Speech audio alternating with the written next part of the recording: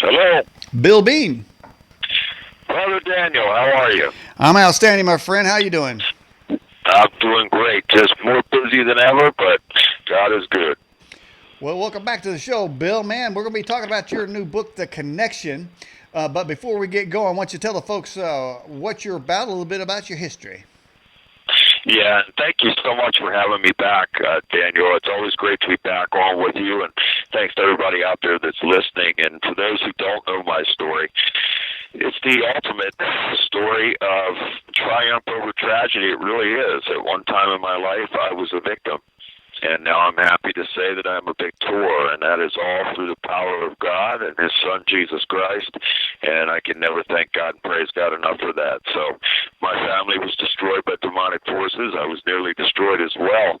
I've written 4 books, and in the first book, Dark Force, I talk about those events that took place, in that house back in Glen Burnie, Maryland, in a community called Herondale. And I moved in there when I was 4 years old, and it was my first thoughts, Daniel, were not good. I mean, my sister was 13 at the time, and we both just had a feeling of dread as we stood there in front of that house and looked at it. And the house was located at the bottom of a downhill cul-de-sac with a very large and deep ravine located behind it.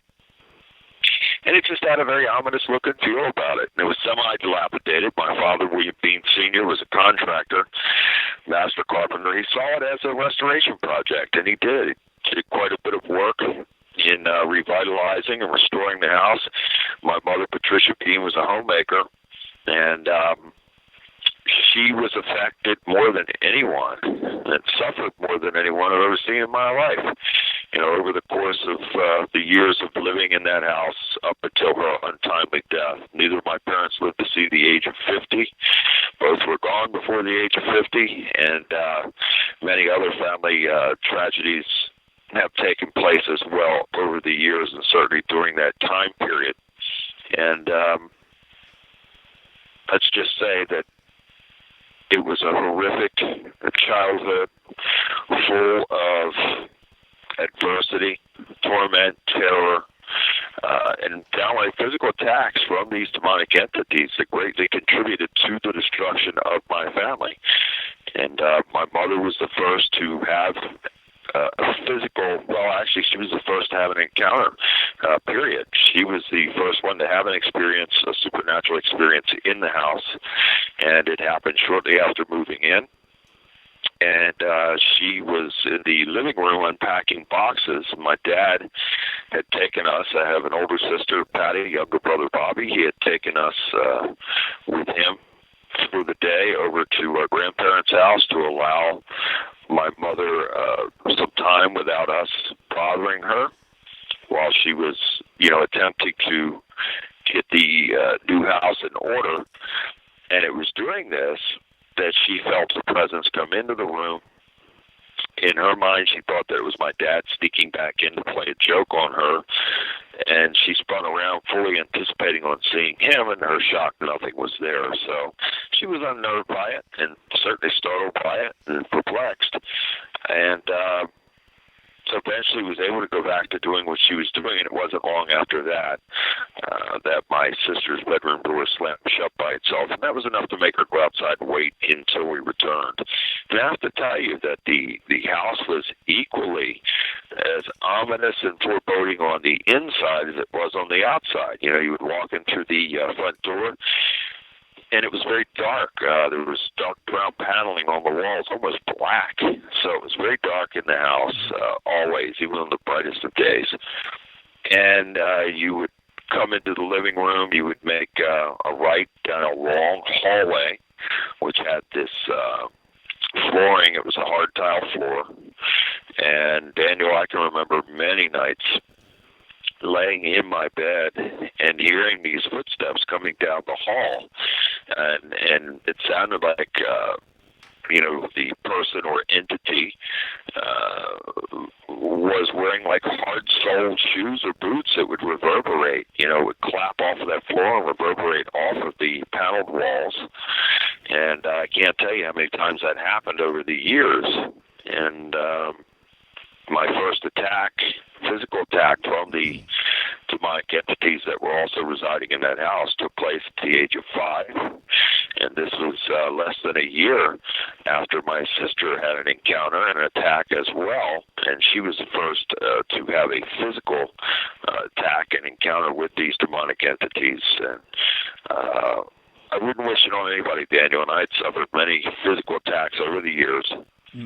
After each and every attack, I would feel like I had the flu or something. I would have high fevers, body aches, just very, very traumatized in mind, body, and spirit. So, that's the origins of this, and we lived in that house for 10 years. I don't know how we did it. It wasn't until I sat down and wrote the first book, Dark Force, that I realized the levity of the whole thing. I mean, it was just unfathomable that we were able to endure that many years in the house with that amount of activity taking place.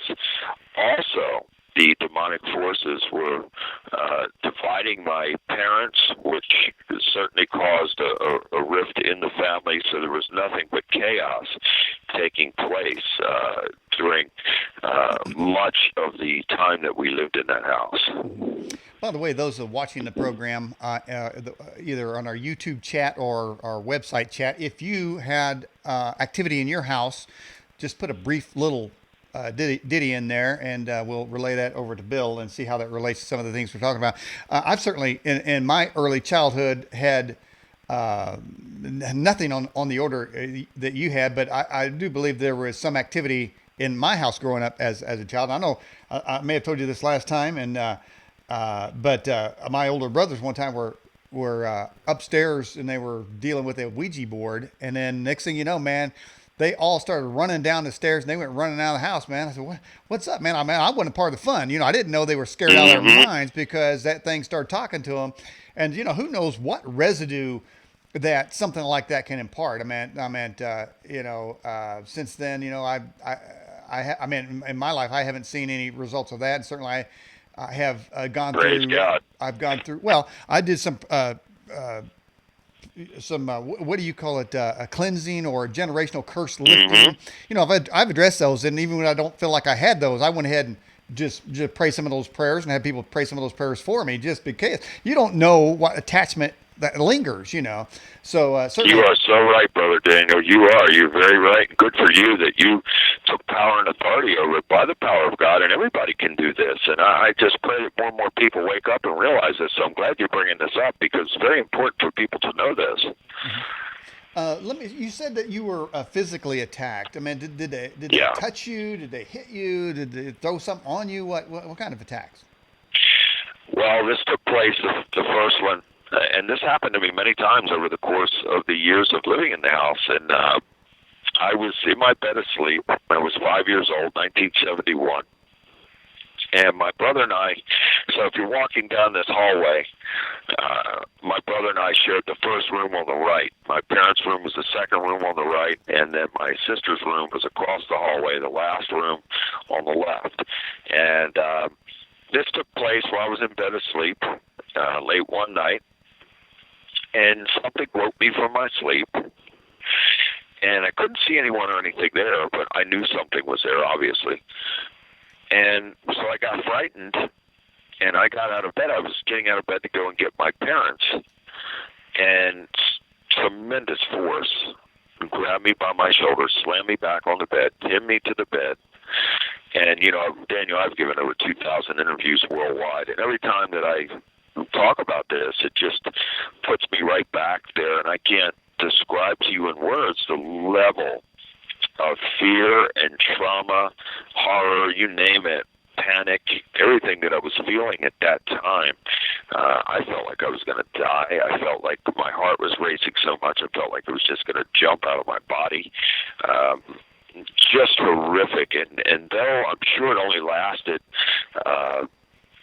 perhaps minutes, it felt like it was going on for hours, and I felt like I was totally paralyzed. The only thing that seemed to work were my eyes, and I felt like I had a tremendous roaring or buzzing in my ears. Just imagine being in a loud concert and how your ears would ring after that. It was similar to that. I felt like it was on a merry-go-round in slow motion. I saw a light come down in front of my face, and I say in dark forest that it was like a ring of fire, but it was actually more like a neonish type of light, and it rotated around my face.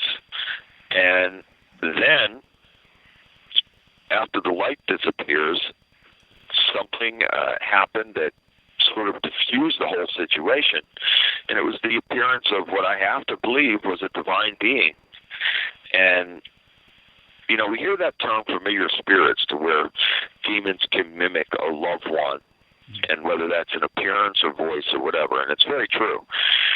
But I really believe, because the devil is a counterfeit and he's also a copycat, so he copies everything that God does, and then he twists it in his own vulgar way. So, you know, if it is possible for these familiar spirits to materialize, then perhaps God had sent an angel in the form of someone familiar to me to diffuse the situation, to calm me down. And that's exactly what happened, because as this entity manifested at the foot of my bed, all the horrible, chaotic things that were taking place suddenly stopped. And I was still very traumatized, very upset, but I felt so much love and comfort from this being. And the most amazing part of this whole experience, Daniel, was that this entity or angelic divine being looked exactly like my mother. So this is why I say perhaps God actually sent his own familiar spirit there in the form that was one of his angels, but took the form of my mother to calm me down. Now, I'll never know that for sure, but I can tell you this, that A, you know, upon the appearance of this entity, the attack had stopped, and B, I felt a tremendous amount of love and peace and comfort from this being. While you were talking, Bill, we got a couple of comments as I asked, kind of solicited there. Raul said, my sister's apartment could be haunted by demons. His sister and her jerk husband, maybe he is a demon, who knows, witnessed a cup from the kitchen table move slowly, then fall off the table. Then we have Rose that says, a witch summoned demons to harass me. One demon tried to throw me down a hill and kill me. So there's a couple stories that just rolled in, and there's some other folks mentioning. And Daniel, for anybody that, you know, comes into the chat room or sends you messages or calls or whatever they do, I'm a very, very busy man. I just got back from a trip. I travel all over the country every week. God is working with me to help people in 40 different countries, and I'm so thankful to God for that. But I'm never too busy to help somebody. So if you're having problems like that, don't hesitate to contact my website, billbean.net or billbeanministries.com, and you can email me directly from the site, and my assistant will get back to you, and we'll get you taken care of by the power of God. It's not my power. It's the power of God that works through me. So I never like to turn anybody away. I don't like to leave anybody behind, because God has put me on this mission. And again, I thank him and praise him for it. It's the greatest thing in the world to know what your purpose is, and to know that God's really actually worked through me to make a positive difference in somebody's life. Mm-hmm. You said something just a second ago, Bill, about the appearance of somebody that was familiar to you. Now, that right there is a key word for most folks, that, and I've heard it on this program many times, and if you see or hear anyone that's passed on, that's automatically labeled as a demon. Now, you haven't specifically said and almost suggest that it not only was not a demon, but it maybe God has sent his own replica or form to help you out. I have to believe it, Daniel. And at that time, my mother was still alive. She and my dad were in the next room, you know, in their bedroom asleep. So I have to believe, due to the level of trauma that I was suffering at that point in time, that God sent that comforter to come and not only, you know, make the demonic entities and the demonic attack stop, but then to bring peace and comfort to me to where I could calm down. But after each and every one of those episodes, and again, I had many over the years, the next day, I would feel like I had the flu. High fevers and the body aches and sore throats and all that. I missed a lot of school as a child, Daniel, because we couldn't get proper rest in the home, you know. And then my dad unfortunately, my dad was a great man, and he was used to being in control of every situation. He was a man's man, and he provided himself on, being a tough guy and being in control of any and every situation, but suddenly found himself in a situation that he had no control over. And he too, he never said it to us, but he did confide in my mom's mom, my grandmother Harvey, that he was, having sightings and really having these types of torments as well from these entities in the house, especially when he was alone. And so he suddenly found himself in a position that he couldn't control. And it really, in my mind, I truly believe, now both of my parents were social drinkers back then, and in that era of the 70s, starting from 1970 going through the 70s, that's what families did. They got together and they had these gatherings and they drank, and but they were social drinkers. But after getting into the house and these events taking place, then his drinking escalated, and dramatically escalated into him spending a lot of time, in the bar rooms, coming home late at night, and this started a pattern of, domestic troubles between he and my mother, and then as it continued to escalate, he began to physically abuse my mother on a regular basis between 1973 and 1975. He nearly killed her on several occasions, Daniel, and I can recall being 8 years old having to run out of the house to get the police called on my own father because he was just absolutely, he was abusing my mother in a very severe way.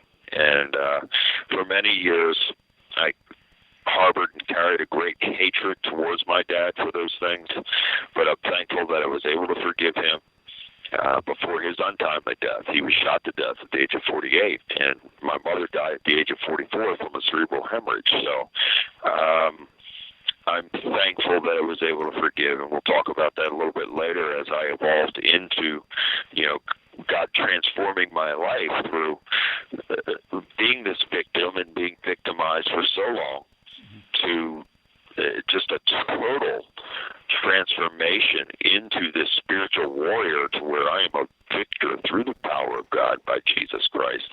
And again, I can never thank God and praise God enough for that.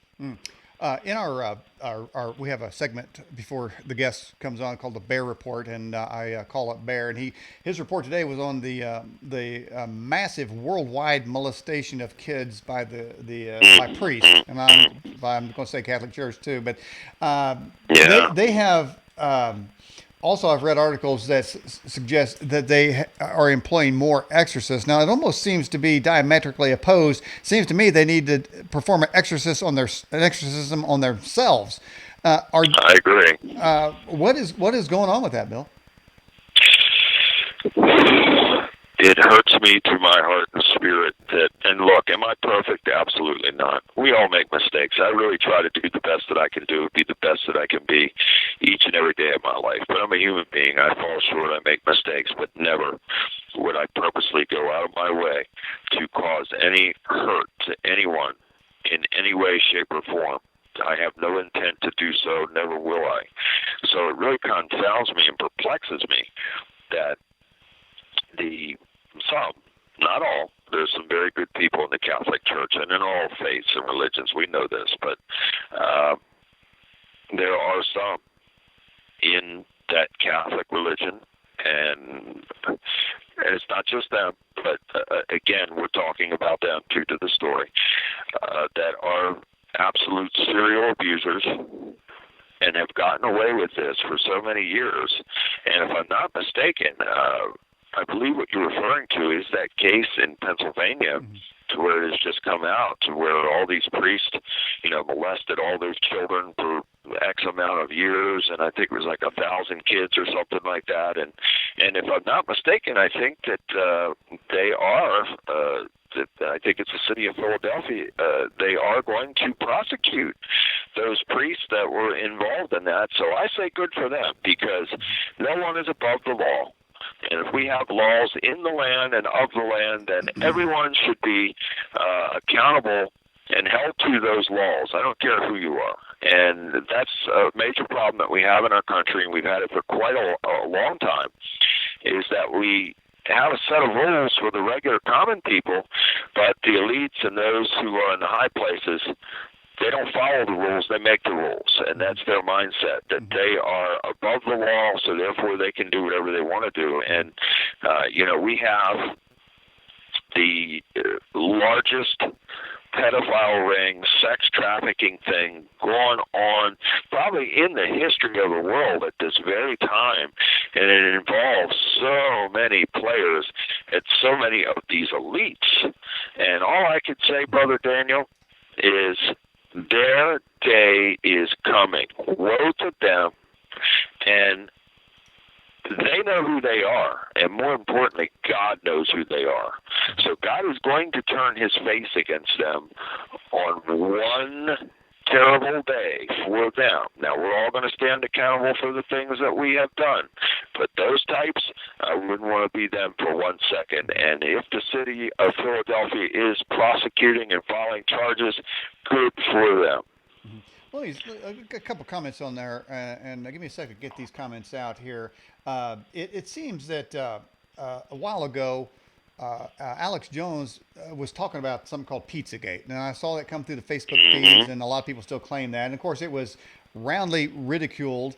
But shortly after that, I don't know if he recanted that or retracted that, but he was I think he was forced to recant it in some ways, shape, or form. I think you're right. Then CNN just started going after him, and then they started demanding. Now here we are today. His banning from Facebook is apparently the impetus from that is the pressure from CNN and other liberal news outlets. But it seems that the truth of what that was supposedly about is become manifest now. That was done in secret, now exposed. So we have that section of it. But the other thing I want to say about the city of brotherly love, which is Philadelphia, and kids in general, the purity of children, does it not get demons brownie points with Satan or their hierarchy for the corruption of the innocent? That they go after innocence, and then you get to say like a holy site. I note that if there's something that biblically happened at a certain site, somebody wants to go and corrupt that site, and therefore I'm just wondering, the idea that this is transpiring in the city of brotherly love is kind of like along that mockery line. You see where I'm going with this?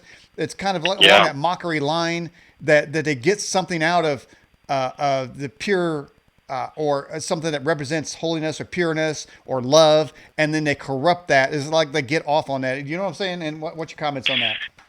Well, you're absolutely right. And this goes right back to the devil himself, who, he will copy everything that God does, and then he puts a vulgar twist on it. So he wants to do things in the reverse. So then you have these people that came along, like this Madame Blavatsky and then Aleister Crowley. And, Crowley started writing all these books and had all these teachings about doing things in the reverse. A man is supposed to walk backwards, talk backwards, think backwards, write backwards, all these things. And again, this is in total mock of God.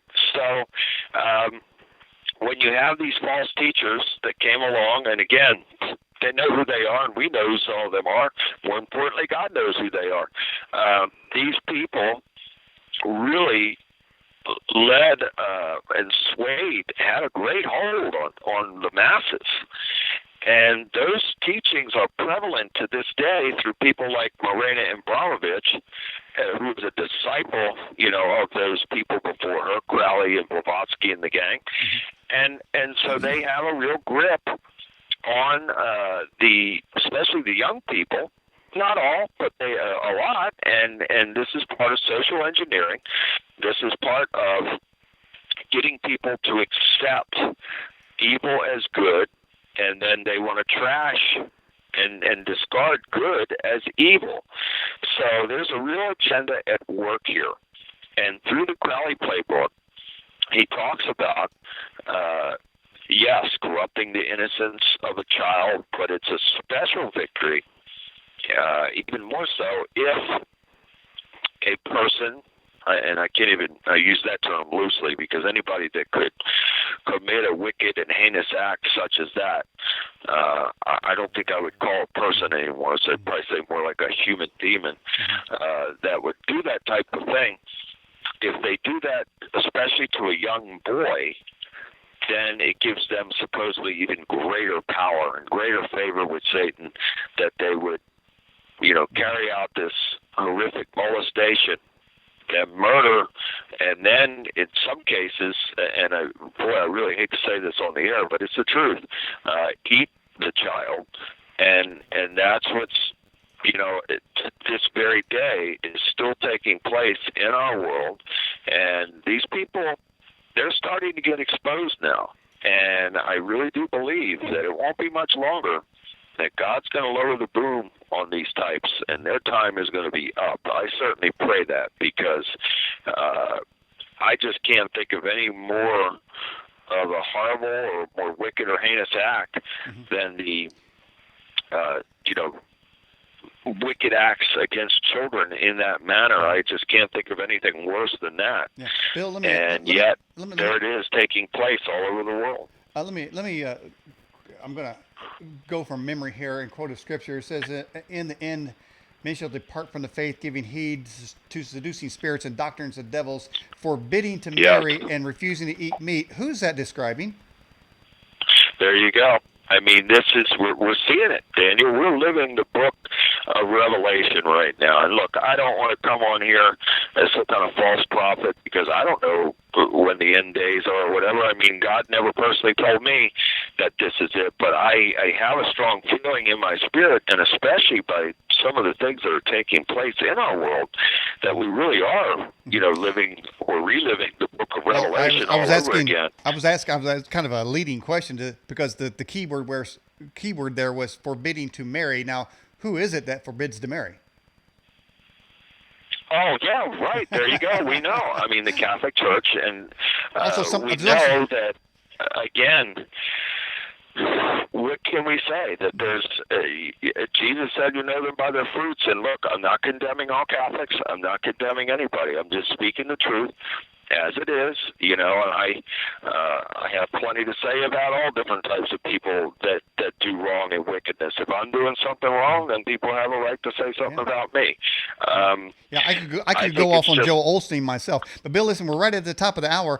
I got your book, The Connection, in our background. Tell the folks about that, how they can get it. Oh, fantastic. Yeah, do you want me to talk about it now or wait until you come back? Yeah, you can say how to get it or something about your website before we go to our 5-minute break. Okay, and for anybody out there that wants to get a copy of The Connection, please visit billbean.net, and I will sign the book and get it out to you. And if you cannot afford a copy, email me, visit my site, send me an email, tell me that you can't afford a copy, and I will send you a free PDF copy. Very, very nice. All right, Bill, we're going to turn you down, go to break. We'll be back with you in about 5 minutes. Great. All right, everybody, you're watching and or listening to the Edge television broadcast. On our Newsmaker line tonight is, of course, Bill Bean. We're going to take a 5-minute break. We'll be right back. Find out tonight. Let's go back to our Newsmaker line and bring back with us Bill Bean. Bill, welcome back. Thank you, Brother Daniel. Well, it's good to have you again, and we're talking about some serious matters about that affects people's lives. And I put in my Facebook post about this situation that maybe not all things that happen to people are just random luck or just a sickness out of the blue. You mentioned feeling ill basically when being affected by these demonic forces. How can a person tell if it's just random health issues or financial issues or relationship issues versus an attack? Well, for one, I don't believe in any type of luck or chance. I think that every single thing in life happens for a reason. Everything means something. There's no such thing as a coincidence, and I really strongly feel that when people are having some type of issue or issues, the devil is right there, because, in my opinion, all life operates on frequency and vibration. So if we were on high frequency, high vibration, life is good. We're living in the positive. positive. We're moving forward. Doesn't mean it's perfect. None of us are perfect, and our lives are not perfect. We all have a set of issues and challenges in life. But when we are on high frequency, high vibration, we are ready to meet those situations and challenges. And for me, God is first in my life. So if God is with me, then nothing can stand against me. So whatever situation or challenge comes my way, I fear not, because I know God will help me to get through it. But when a person's on low frequency, low vibration, and I was there, believe me, when I was a victim, life sucks, and there's always a problem, a drama, a situation, and never an answer. It's as if the person has a black cloud over their head. So when that is taking place, and whether that is through, it could be, for a variety of reasons, and, whether it's finances or domestic issues or job-related or lack of a job or, just depression, lack of opportunities, whatever it may be, when the person feels like they're cursed or they just can't move forward in life, no doubt about it, the devil is in the details, because when people are on that low frequency and low vibration, that's right where the devil and his demons are, and that's where they want people to be, and that's where they want people to stay. We got this email from our Fast Blast client, which everyone watching, that's on the left side of the website. It comes directly to our email. Bill, this is from Katie in Maryland. She says, this is Bill Bean's client, mentee. Asked Bill to discuss the attachment that came from Brooklyn Park, 6 miles away from your childhood home. Yeah, and Katie's a wonderful person, and I'm so proud of her. And she was having titanic issues in her life, and she got in contact with me, and God worked through me to help her. And I'm very proud of her. She's written a book. She's currently got a book out. She's doing very well for herself, and now she's getting herself into a position to where she's going to be a great help for others. So she has overcome a lot of obstacles in her life, and she could have very easily, again, it would have been another case of it would have been very easy for her to say, well, this is how my life is, this is the hand I've been dealt, this is who I am, and I'm just going to stay this way. But she didn't do that. She really paid attention to what I was saying to her, and I really do believe that God was speaking through me to her and for her, and she's taken everything to heart. So God worked through me to perform a spiritual deliverance over her, and since that time, she has really turned her life around, and she's doing very well, and I'm super proud of her. And anytime, Daniel, that I know that God has worked through me to help somebody, and to see them moving forward in that way, it just brings me just indescribable joy. All right, let's get into your book some here. The Connection. What's that book about? Well, The Connection, I'm going to quote this from my dear friend Travis Short. He says, in The Connection, Bill stresses the importance of seeking and solidifying a strong connection with God in every aspect of our life. He draws a literal connection between the past events of his life and the present 24/7 spiritual warrior lifestyle that he now employs, and the strong connection that he has with God. Read these pages not just with an open mind, but with an open heart, spirit, and soul. Connect with God and see God do great things in, to, and around and for you and your loved ones. And that's our Travis Short, and I thank you for that wonderful review. The book's been a blessing, Daniel. I didn't even plan on writing a book at that time, but God really put it on me, put it in my spirit that it was time for me to do so. So I had a little window, because for the last 3 years I've been traveling nonstop all over this country, helping people. And I had a little window between mid-January and mid-February, and I sat down, and within 3 weeks I had that book completed. And there were days, now usually the way I write is I will spend 2 to 4 hours a day on the project until it is completed, day and or night. That's just how because to deviate from that, then it'd be very easy to procrastinate and say, oh, well, I'll get to that, and then it never gets done. So that's the way I have to work. But on this particular project, it was so urgent for me to get this book and this strong message out to the public that there were days that I spent 16 hours a day sitting in front of the computer typing this until my eyes hurt so bad they felt like they were just swelled and I couldn't do any more. So it was very urgent for me to get this book out. And in my opinion, it's the best book of my 4 books that I've written by far. And it starts out as a compilation of the previous 3. I have to let the reader know where I was in order to know how I got to where I am now. And I would say probably by mid-book, it starts to turn into an instruction guide of how a person can seek God and have a relationship with God, Jesus Christ, and move forward in life and get the junk out by the power of God. And, in the book, I have 10 steps, which my 3rd book is called 10 Steps to Victory, and I've turned it into an audio book now. But I list the 10 steps in this book as well. And step 1 is making God first. Step 2 is accepting and following the teachings of Jesus Christ and following that path back to God through Him. And step 3 is building your faith. Step 4 is forgiveness. It's very important to forgive. I mentioned that earlier, that I was so thankful that I was able to forgive my dad before his untimely death. Step 5 is finding your purpose in life. It's the greatest thing to know what your purpose in life is. It certainly was for me when God revealed it to me. And step 6 is using the power of positive thinking. So when I was on that low frequency, low vibration as a victim, I expected bad things to happen in my life. And as a matter of fact, there were days that I would wake up and declare that I was going to have a bad day. Well, guess what? I did, because I invoked that. When we're in the negative on that low frequency and low vibration, the devil is right there. And when we speak those types of things into existence, he will aid and abet in making sure that that's exactly the way it goes. So step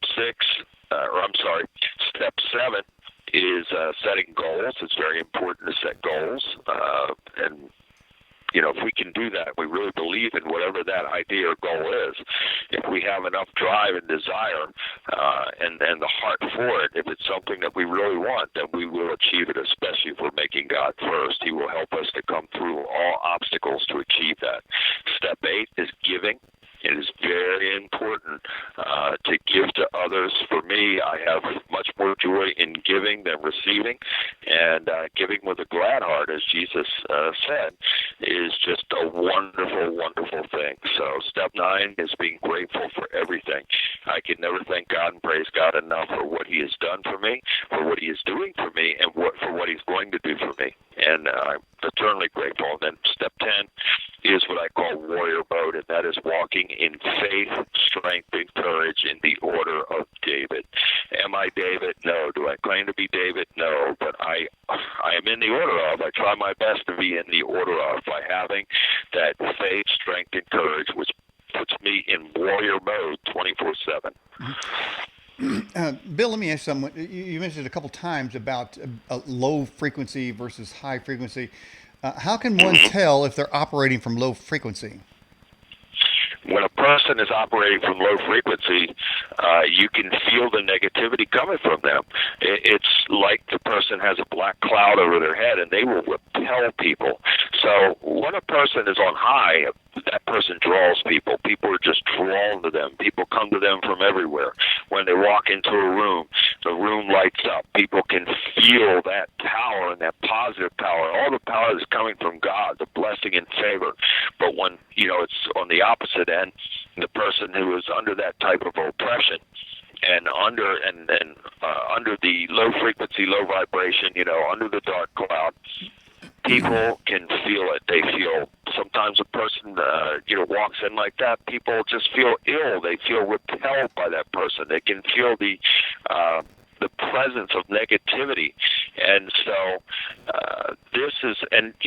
this goes for houses and places, anything else. I mean, we all have spiritual discernment. We have these spiritual gifts that we can feel. We know when something's not right or someone is not right. Mm-hmm. There is...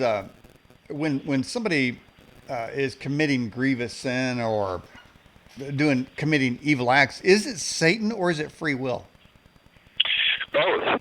So when the person, by free will, God gave us all free will, so we're free to make our choices.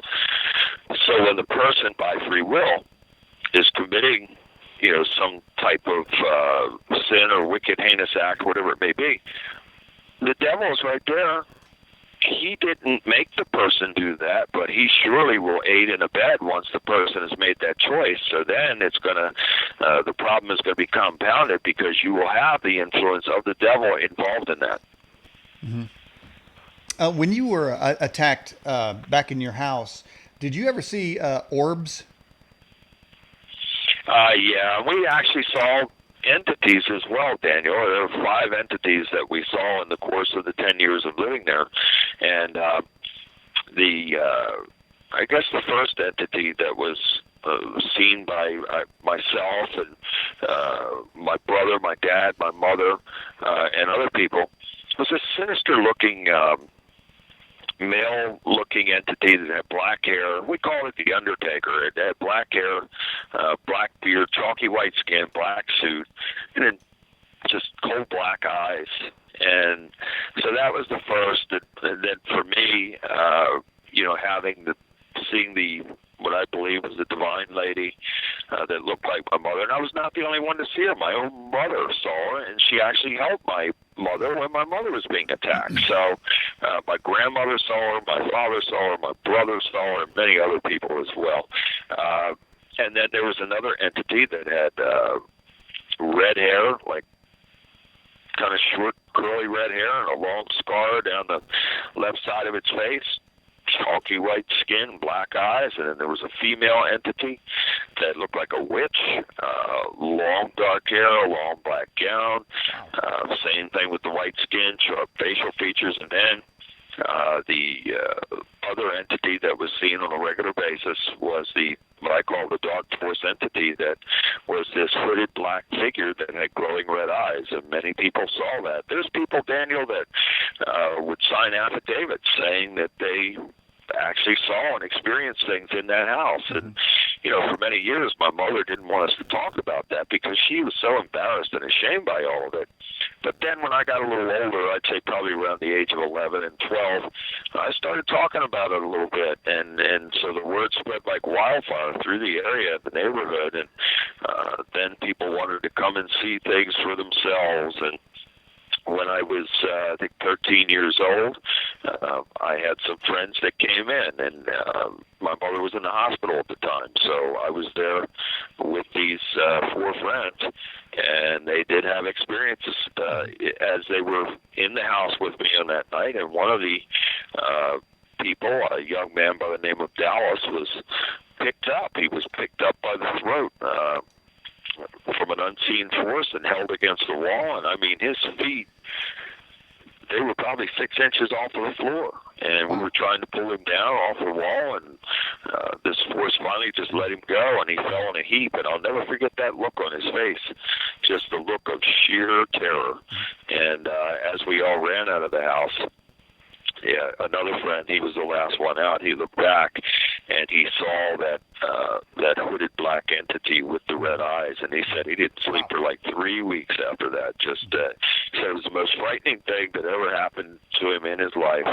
And those kids came in not believing any of it, and they left traumatically affected by the events that unfolded in the house on that night. But many, many people, Daniel, over the years, especially towards the end, had sightings or experiences of supernatural phenomena that took place there. There's a video out there. It's getting millions of views. It's about some kids on a bridge, and a girl's looking down at this river, and some other girl just pushed her off. Was that just a reflex, or do you think that at that moment the devil commanded her in her brain? You know what video I'm talking about? Yes, I'm familiar with it. I haven't seen the video, but I know the story. And I have to say this, and I think you would probably believe this as well, that in our current world, with the technology that is available, and I feel that the more technologically advanced we become, the worse off we are as a people. And I think that there are frequencies and vibrations that are being pumped into the atmosphere by probably human minions of the devil that are in league with the devil, that are sold out to the devil, and they're in the high places. And again, they know who they are. More importantly, God knows who they are. They won't hide from God, and they won't be able to escape from God, believe me. So I think that these forces who are working in conjunction with the devil and his demons have this type of technology to pump out frequencies and vibrations that are affecting human behavior.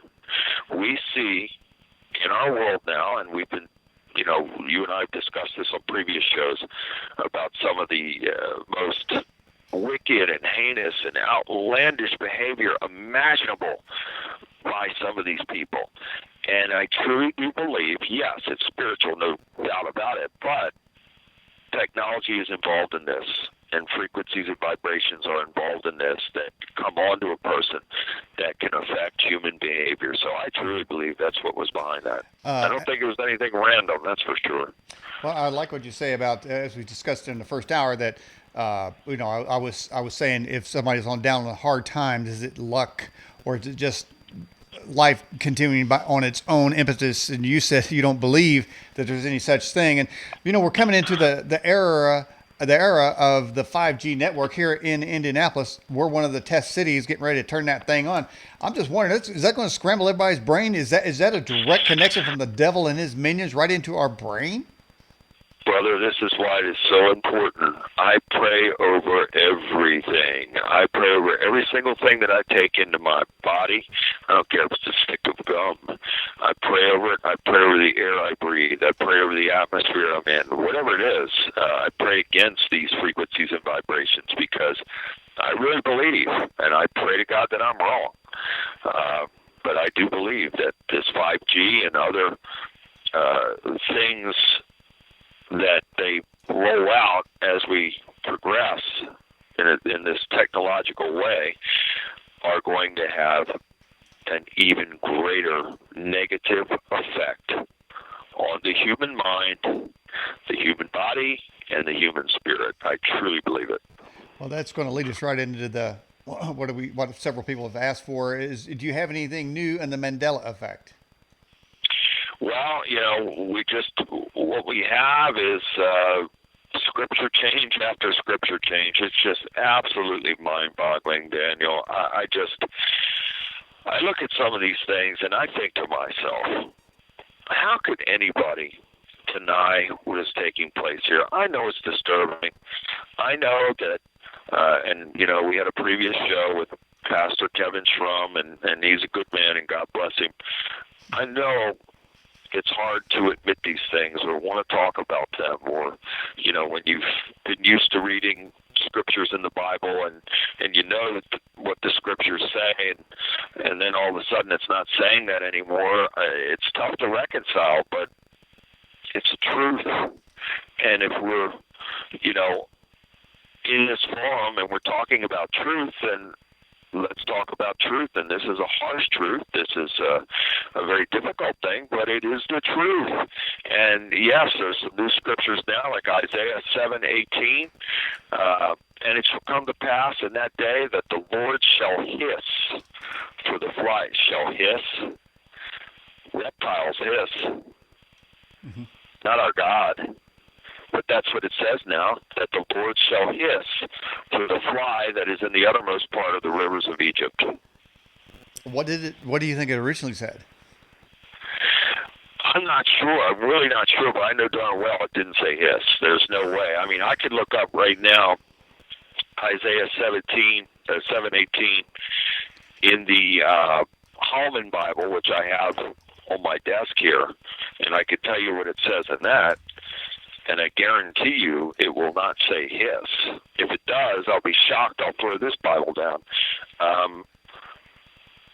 Whistle. It says, on that day, the Lord will whistle to the fly that is in the farther streams of the Nile and to the bee that is in the land of Assyria. The Lord will whistle, not hiss. I see. As I pulled up Bible Hub, it looks like every version says whistle except for the King James, which does say there you go. Hiss. Yep, there you go. So we know that's not true. It's absolutely false. And then how about the scripture where Jesus said that you'll hear of the wars and rumors of wars. Remember that? Yeah, of course. Well, that is, let's see, Luke 21, verse 9. But when ye shall hear of wars and commotions, be not terrified. So now rumors of war is gone. It's commotions. What, Luke, That what is now? Luke 21, verse 9. Okay.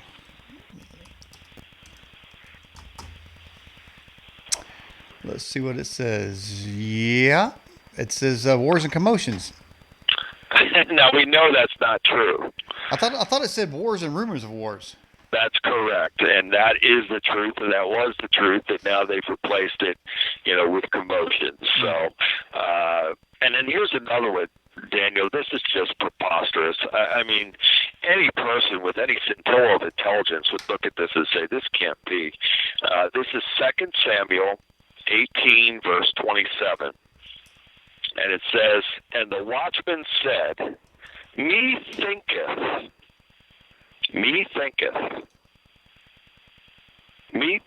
the running of the foremost is like the running of it. Methinketh? Okay. There's a lot of that going on. Like when there's a political article, people reply, methinkest you crazy. I see that all the time. So now it's in the Bible. And here's another one, Daniel. Daniel 9, verse 18. Okay. And it says, let's say, and the city which is called by thy name, for we do not present our supplications before thee for our righteousnesses. Okay, let me get this up on the screen. Daniel 9, verse 18.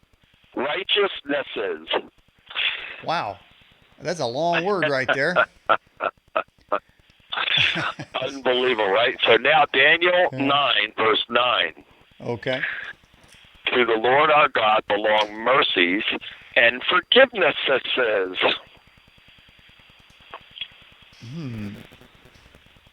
Well, that's a long word too. We're getting that N-E-S-S-S-S, E-S-S-S. Well, they just went crazy with that one. So again, we see these things. They're absolutely preposterous. There is no way on this earth that those words were ever in there like that. We know that Nelson, who is their division of HarperCollins, which is one of the largest publishing companies on the earth, and the Bible is the most popular book in the history of the earth, and they're going to send that out with those type of grammatical errors? No way. Wow. And by the way, if anybody remembers any of these original, like Wars and Rumors of Wars, I want to know where if that's not a Mandela effect, where did I get that? Because my brain, and I'm not like saying I'm going to agree with you for agreement's sake. I simply remember Wars and Rumors of Wars. I've always heard that. Yeah. But where did I get that? Absolutely. I'd like to hear the answer to that. And then we have, oh boy. I don't know if I sent this to you or not. I discovered this one a few months ago. The Sistine Chapel, all the depictions they have up there, and then the depiction of God on the top of the ceiling, and he's got the cherubs around him and all that. You remember that, Daniel? Yeah. Okay. Well, now there's a second depiction of God. So the first depiction of God is in this, I don't know, you call it a salmon-colored robe or whatever, and he's pointing his right finger out. Right. And he's also got his left arm extended out, pointing the finger out. Oh, really? Now, to the right of God pointing his right arm and finger out is a depiction that is so blasphemous that I wish that whole thing would just collapse. I wish God would just bring it to rubble.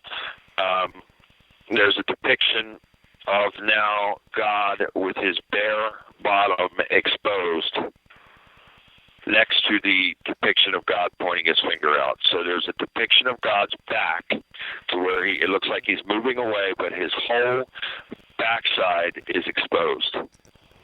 if I was to search Google, what would I put in the search term? Okay, just put in God's bare butt, Sistine Chapel, and Okay. I'm sure it'll come up.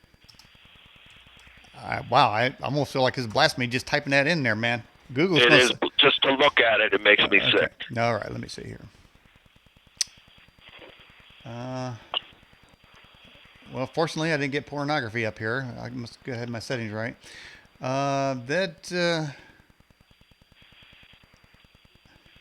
Don't see that there. Would be another. Would there be? Wait a minute. Whoa, whoa, whoa, whoa, whoa. Hang on, hang on. Bare butt coming online. Let's see if I can. See if I can. Okay, okay. Now I almost want to think the Catholics drew this up. Catholic priest probably drew this one up here. See if I can. Can you imagine the curses, the anger, the wrath of God that's going to come upon whomever did this? And look, this was never there. There's no way this was there. We would have known about this. Nobody talked about this until recently, and there it suddenly is up there, next to the depiction of God pointing his finger out. Okay, I now have it up online. Well, folks, there it is right there. Now, whose butt is that? Yeah, and they're trying to imply that is the backside of God. Who's the guy pointing the finger, though? Right. Well, what they're doing, I guess, is they're trying to say that, he's there and then he's going away. So I guess scene 1 is God pointing his finger, and then scene 2 is God going away. It's showing his back and revealing his backside. And this is just blasphemy. It is absolute, makes me sick to look at. And woe to those. The devil might think he's having a chuckle right now doing something like that, but boy, oh boy, oh boy, the wrath of God is going to come. It just seems like that's something from the Catholic Church, or from Rome, from the Vatican right there. That's just the kind of stuff that they do. It's disgusting. It's beyond disgusting. There's no way to, anybody who's a Christian and looks at that, my goodness, you're going to feel sick. It is total blasphemy. Well, no, man. Hopefully, that doesn't depict any kind of gas coming out either. But I'm telling you, that is bizarre. I don't know. That is, but if you go to the Vatican, though, why did they always got statues of little naked babies and and gonads and stuff hanging out there? I don't know. Is that supposed to be art, or is it because they're a bunch of freaks? And the things that are underneath of the Vatican, in the Vatican vaults underneath, and just absolutely, oh my goodness, just purely evil. And, I've said to other people, I don't want to be against anybody. I'm just talking truth, just like you are. Right. People can verify this for themselves. They don't have to believe a word I'm saying. Research it for yourself. You'll see it. But why is it that the Pope sits on this throne type of chair that has an upside-down cross behind him that he sits on? And there's many pictures and images of that. Yeah. And what the explanation is from them is that, well, Peter was crucified upside down, so the Pope has reference and deference to Peter.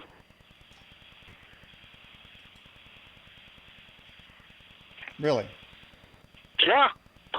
If you punch up at Google right now, images of the upside-down cross on the Pope's chair, you'll see it. It's there. Why is it that nobody ever questions that? People, Daniel, people are so conditioned. It's called social engineering, and I really do believe that, not only is the devil and his minions at work, and they do it through these technologies, the people, the masses are they're so numb and they're so dumbed down they can't see it. They just can't get out from within their little box that they perceive life in to see the bigger picture. They just can't, and furthermore they won't. Some of these people, you can't tell them anything, and they wouldn't. If you hit them in the head with a sledgehammer of truth, they wouldn't receive it. There's just no way to get through to them. And I pray for those people. I pray before it's too late that they wake up and really come back to God and see life for what it really is, and to see what's taking place here in this life. And it is that we are going through, disturbing times, to say the least. For me, this is something that I always knew, even from a child, going through all those things I went through and being victimized. I knew that I would go through days like this as an adult. I just knew it. I didn't know that I would be a warrior for God in this way, but I knew that I was going to see these kinds of days for whatever reasons. I just knew it. And sure enough, these things are unfolding day by day right in front of our eyes, and yet some people are still so blind they just can't see. It's just like the pedophilia thing that we talked about before. This is rampant in all over the world, but, in the entertainment industry, Hollywood, even sports, politics, everywhere. The devil's got the market cornered. He does, even in some of the churches. Some of these people that profess to be Christian pastors and all this kind of stuff, they're really working for the other team, and I'm sorry to say that, but it's true. And so the devil has the market cornered, and he's having a great laugh because he has so many deceived. But I challenge people to open your eyes.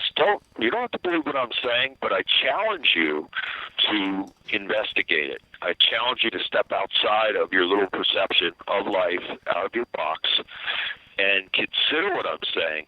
Do the research for yourself and be prepared for a great shock and a great awakening. If somebody has activity in their house or in their life, what should they do? What's the first step to do there? First step to do is to contact someone like me. And I'm very, very busy. I have a waiting list of people, but I'm never too busy to help somebody. And so please feel free to contact me at BillBean.net. If you forget that, just punch my name into Google. You'll get it.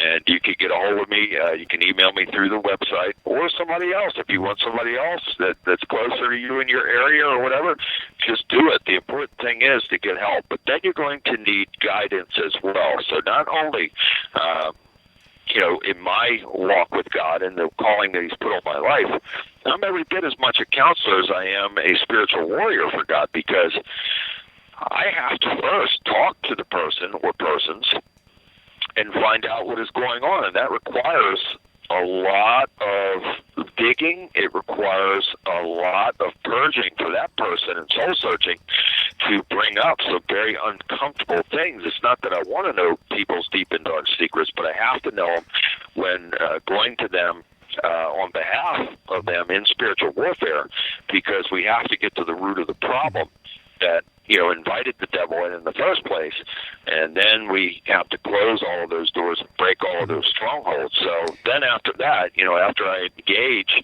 I get to the root of the problem, then I can engage these demonic forces in spiritual warfare, and then after that, we have to sit down and put a game plan together for that person's life, because when a person is immersed to a regular steady flow and diet of evil and negativity and living in the fear-based, trauma-based way of living and thinking on a regular basis, well, their minds are conditioned to that. And I was one of those people. My family, some of my family members were as well.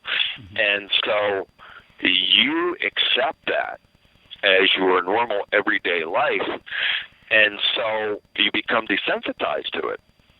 And this is where God comes in. So if we're really serious about making God first and accepting Jesus Christ, then changes will come, because the closer that we move to God, the closer that He will move to us. And the more that God sees that we are trying to take the steps to break out of the prison patterns that the devil builds over people's lives, then He will get stronger and stronger, His power within us. And I'm so far removed from all of those horrible things that happened to me, Daniel. My life is 50 times more blessed than it's ever been cursed. I can never thank God, praise God enough for saving my life, for delivering me, and then for putting this mission and calling on my life. There's nothing else that I'd rather be doing in my life or with my life than helping people. So I'm eternally grateful to God for that. So it requires a whole attitude and philosophy change. And in many cases, God has worked through me to deliver people, and they have changed just like Katie and are moving forward in the positive. However, there have been cases to where I've had to go back to a client 3-4 times before they would start to make the necessary changes.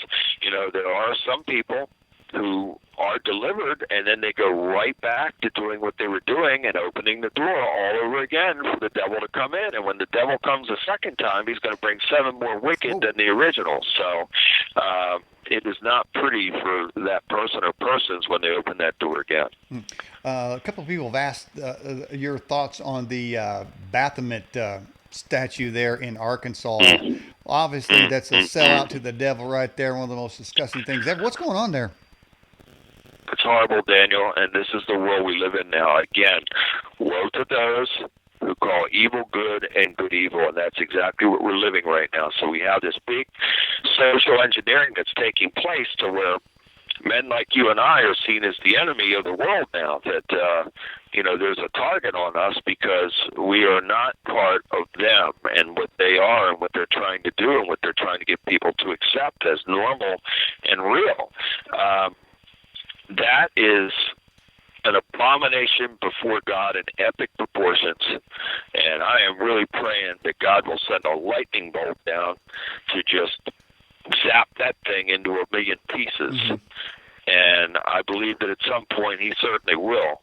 But we see these things, and this is all tied together, and I'm sorry to say what I'm about to say because I do love people, and I've helped people from all backgrounds and belief systems and nationalities. God's worked through me to help people in 40 different countries around the world. And I don't agree with, certainly not with homosexuality and with this transgender and, you know, these things. I love homosexuals, and God has worked through me to help some homosexuals.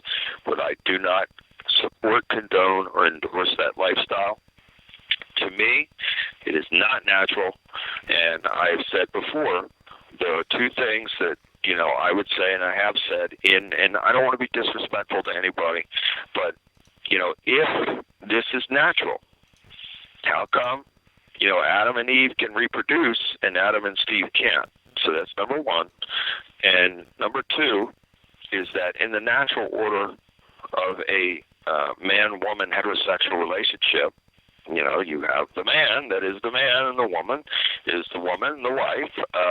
How come in the quote-unquote, you know, homosexual union or relationship, they follow that, to where one acts like the dominant male figure and then the other one acts like the woman? So, I mean, these are 2 questions that I pose, and I mean no disrespect to homosexuals or the gay community or anything else. I'm just saying it like it is, and I'd really love to hear answers to those questions. And so to me, and this is just my opinion, that it is not natural. You know, when you present those questions, that is not a natural union. And so based on that, in my opinion, it goes steps further. So you have that, and then the next step is the transgender, which is another abomination before God, because God made us who we are in the way that he saw fit to make us, whether we are male or others are female, whatever it is. That's the way he made us, and we should be grateful and thankful for our life and thankful to him for making us who we are. But that's not good enough now. So now they implement these things to where if a child is not happy being a little boy, well, then he can just go ahead and, without parental consent, just go ahead and choose to be a little girl. And in a lot of cases, the parents encourage this type of behavior.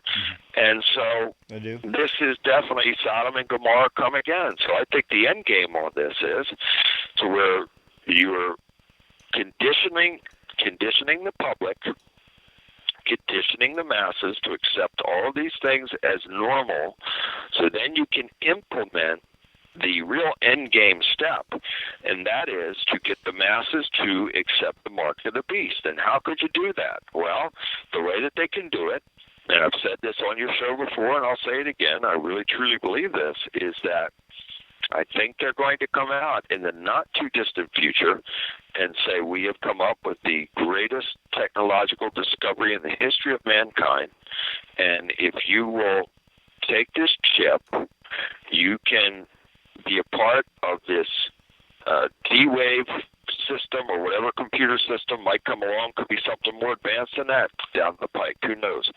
And you could be a part of that, which really we know is the beast system, and you will never die. So if you take this chip, a.k.a. the mark of the beast, you will be connected to the D-Wave quantum computer, and you will never die. You'll be immortal, and Daniel, people will line up in the millions to take that. Mm-hmm. They are in China developing, and may have already implemented something it's called social credits. That is, if in your social media you say the right things and you go to the right websites, you rise with social credits, which means you get better interest rates, you get the job, you get this and that. There seems to be some of that implementing that strategy here in the United States. Numbers of Facebook people have put on the feed they were kicked off or they're put in Facebook jail. And I've never seen so many people that happening to. It certainly didn't happen 2 years ago. It seems that they've tested with the Alex Jones deletion, and now they're rolling out to others. But it is eventually going to try to change behavior and the thought patterns of people. Is this going to put us in, for those that obey that type of thing and let their will be altered, is that going to prepare people then for what's coming? I think so. It's all part of a social engineering. This is mass social engineering, and so they are trying to. So here's the best way to equate this: is that God has allowed the devil this short time to have reign in the world and over the world. So the devil, the counterfeit that he is, he copies everything that God does and puts a vulgar twist on it. So now he's going to copy God again by trying to recreate the world in his image, after his likeness, and after his kind. So I really think that's what's taking place, and that's why the hearts and the minds are captured of some of the youth. I mean, it's very disturbing, and not just the youth. I mean, there are other people out there that are doing and saying some just unbelievable things that are inciting violence. And Daniel, I want to point something out real quick, and big thank you to Rayana, who's listening in. Sent a message saying that some of the, I believe, angelic figures also now have developed breast. So some of these male angelic figures in the Sistine Chapel, in those paintings, now have breast. Really? It doesn't surprise me. Nothing surprises me anymore. And, we just see story after story every day of the most bizarre things. And, now you have these drugs out there. And isn't it interesting that in this point in time, with all this technology, and this really will strengthen my point about this social engineering, is that here we are, in this unbelievable burst and explosion of technology, and we have a nation of drug addicts, and we have all these people that are just hooked on all of these pharmaceuticals or the street drugs, whatever it may be. You have things like flakka, where these bath salts, where these people are taking this, and they literally, I believe, they become demonically possessed. It must lower their frequency and vibration so much that they're totally taken over by demons at that point. And then these people that are smoking this synthetic marijuana, this spice, and there was just a story about that, how someone poisoned the synthetic marijuana. I can't remember where it was, Connecticut or somewhere, and all these people OD'd, on this spice, this synthetic marijuana. So this is just another way to dumb the people down, to get them to be submissive and accepting of these things that are being implemented. Yeah, it sounds like pretty dark things happening, and it seems to be getting more bizarre. I mean, we had during the election cycle, and after that, we had people screaming at the sky in groups, the unreasoned hatred for Trump. I mean, it just mentioned his name. It puts people, they start crying and stuff. It's like, well, what's going on with you? Why are you crying? They don't even know. It's just hysterical. These people, they're going to end up being in charge one day, Bill. It's going to be a scary thought now.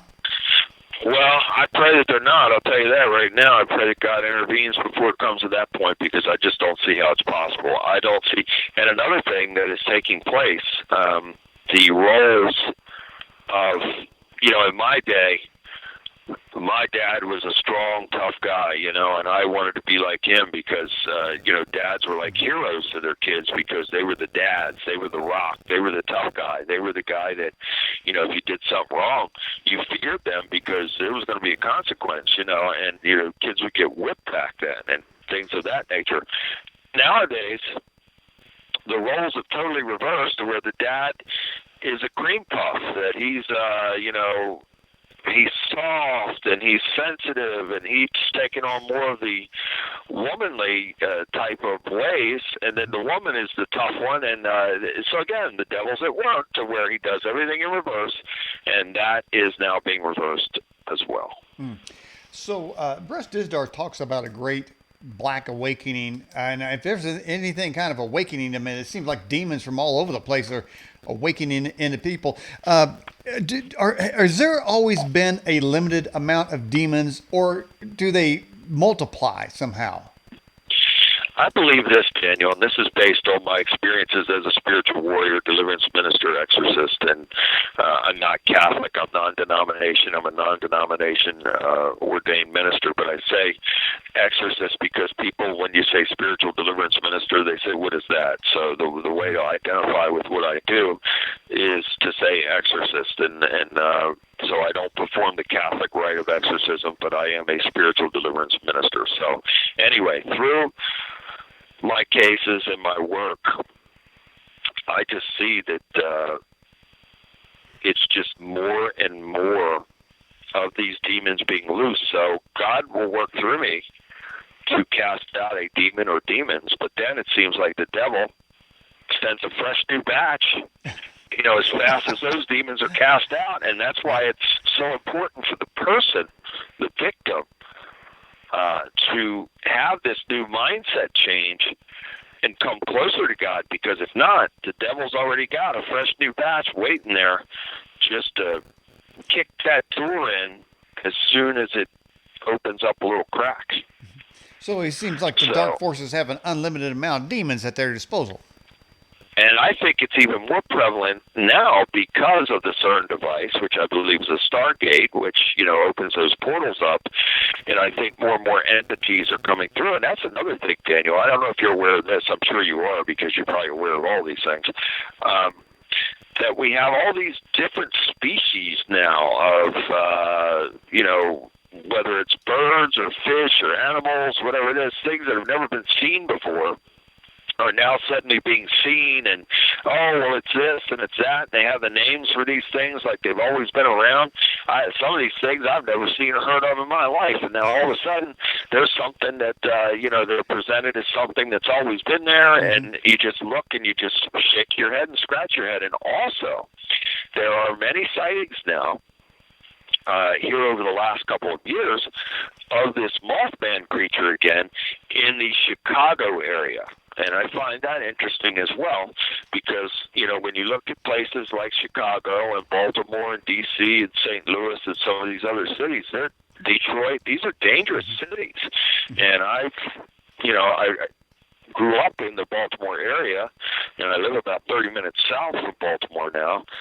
It's sad. It really is. I mean, these are places that you don't want to take your wife or your family or whatever. You just don't. You're putting yourself at risk. And through my travels, I go to those cities like Chicago and St. Louis, and D.C.'s 30 minutes away the other way from where I live. And, you go into D.C., as soon as you go down New York Avenue, you start seeing all the homes with the bars on the windows and the doors and all that. I mean, that's the first thing you see when you enter into Washington, D.C. from where I'm at, and just incredible. It really is. It's sad. You look at places that is just this urban decay, and I think it's just all for a reason, Daniel. I really do. I think this is just all part of the enemy's plan. There is the spirit of murder is going on in Chicago. It's just killing fields up there. And I think didn't the Bible say that the devil was a murderer from the beginning? Is the murderers there as much as happening? Is that in and of itself opening a portal for demonic activities such as the Mothman to come through, or was it always there? I just think that it's increased, and I think that the Mothman, which I believe is a fallen angel, is certainly drawn to that now because of what's been put in place. And furthermore, there's rumors that there's a CERN device there in Chicago and a HARP device as well. Now, I can't confirm that to be truth. I don't know for sure, but it wouldn't surprise me one bit. And there are devices such as that in other places as well. I mean, I saw something a couple of weeks ago going into Delaware, which again is not far from where I live, probably an hour away, and go in to the Delaware area, and I saw a device off to the side there, off to the side of the road, that sure looked like a HARP device to me. And I thought, I'd never seen that before, and there it is. So I'm really starting to wonder, are they putting devices like this all over the place? Mm-hmm. Well, Bill, we're getting near the end of the interview with you. Anything you'd like to say about your book or your website, you go right ahead. Well, I just want to thank you so much for having me back. It's always an honor and a pleasure to be on with you, and God bless you and your family, and God bless everybody out there that's been watching and listening, and look forward to coming back again sometime. And one more time, for those out there, you might be struggling, having problems, don't hesitate to contact me for help, BillBean.net. And if you want to get a copy of The Connection, same thing, BillBean.net. And one more time, if you cannot afford to buy a copy of the book, send me an email, and I will send you a free PDF copy. Very generous of you. Bill Bean, I appreciate you coming on the television broadcast here. Can we have you on again sometime? Absolutely. I look forward to it, my brother. All right. Stay safe, my friend. God bless you, Daniel.